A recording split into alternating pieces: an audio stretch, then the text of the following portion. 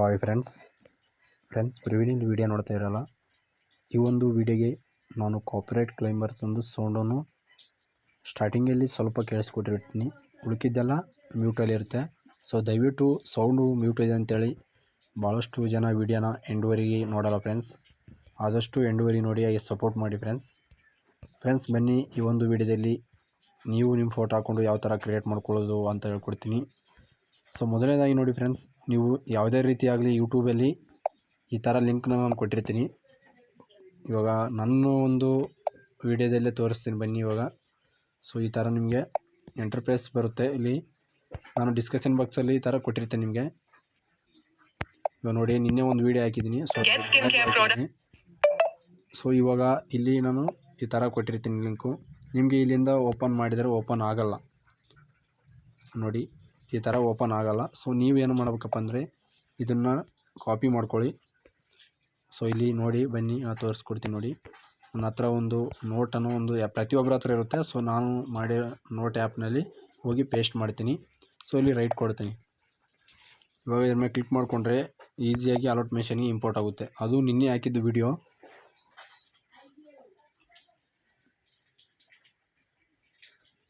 ನೋಡಿ ಈ ಥರ ಇಂಪೋರ್ಟ್ ಆಗುತ್ತೆ ಪ್ರತಿಯೊಂದು ವೀಡಿಯೋನು. ಸೊ ಇವಾಗೂ ಒಂದು ಇಂಪೋರ್ಟ್ ಮಾಡುತ್ತೆ ನೋಡಿ, ಬೇರೆ ಒಂದು ವೀಡಿಯೋನ. ಸೊ ಇದು ಇವಾಗಲೂ ಹಾಕಿರೋಂಥ ವಿಡಿಯೋ. ಇವಾಗ ಈ ಥರ ಇಂಪೋರ್ಟ್ ಮಾಡ್ತೀನಿ ನೋಡಿ, ಓಪನ್ ಮಾಡ್ಕೊತೀನಿ.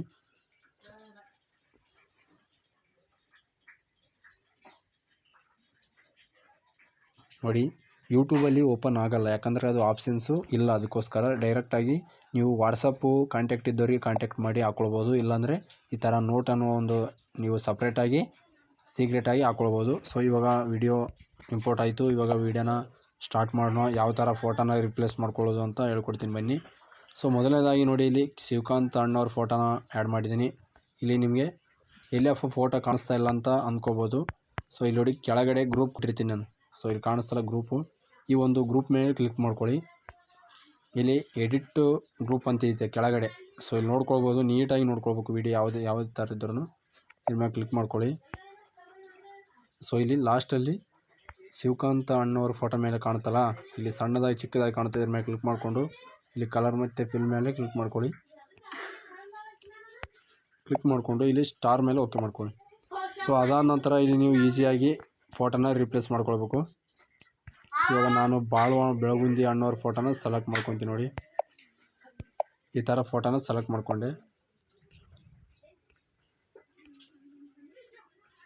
ಇಲ್ಲಿ ನೋಡಿ ಇದರಲ್ಲ, ಈ ಥರ ಐತೆ. ಇದನ್ನು ಕೆಳಗಿಡ್ತಾನೆ ತಂದು ಇದನ್ನು ಸ್ವಲ್ಪ ಈ ಥರ ಮಾಡ್ಕೋಬೇಕು, ಯಾಕಂದರೆ ಅದು ಫೋಟೋ ಒಂದೊಂದು ಅಡ್ಜಸ್ಟ್ಮೆಂಟ್ ಆಗಿರಲ್ಲ, ಅದಕ್ಕೋಸ್ಕರ. ಸೊ ಈ ಥರ ಇಟ್ಕೊಂಡು ಸೊ ಈ ಥರ ಅಂದ್ಕೊಳ್ಬೇಕು. ಸೊ ಮುಂದೆ ಸ್ವೈಪ್ ಮಾಡಿ.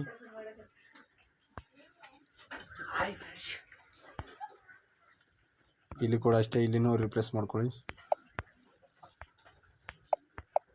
ಸೊ ಇಲ್ಲಿನೂ ನಿಮಗೆ ಬೇಕಾಗಿರೋ ಫೋಟೋನ ಸೆಲೆಕ್ಟ್ ಮಾಡಬೇಕು. ನಾನು ಇಲ್ಲಿ ನಮ್ಮ ಬೆಳಗುಂದಿ ಅಣ್ಣವ್ರ ಫೋಟೋನ ಸೆಲೆಕ್ಟ್ನ ಮಾಡ್ತಾಯಿದ್ದೀನಿ. ಪ್ರತಿಯೊಂದು ವೀಡಿಯೋದಲ್ಲಿನೂ ನೀಟಾಗಿ ಹೇಳ್ಕೊಟ್ಟಿರ್ತೀನಿ, ಆದರೆ ಜಸ್ಟ್ ನೀವು ಎಂಡುವರೆಗೆ ನೋಡಿದರೆ ಸಾಕು.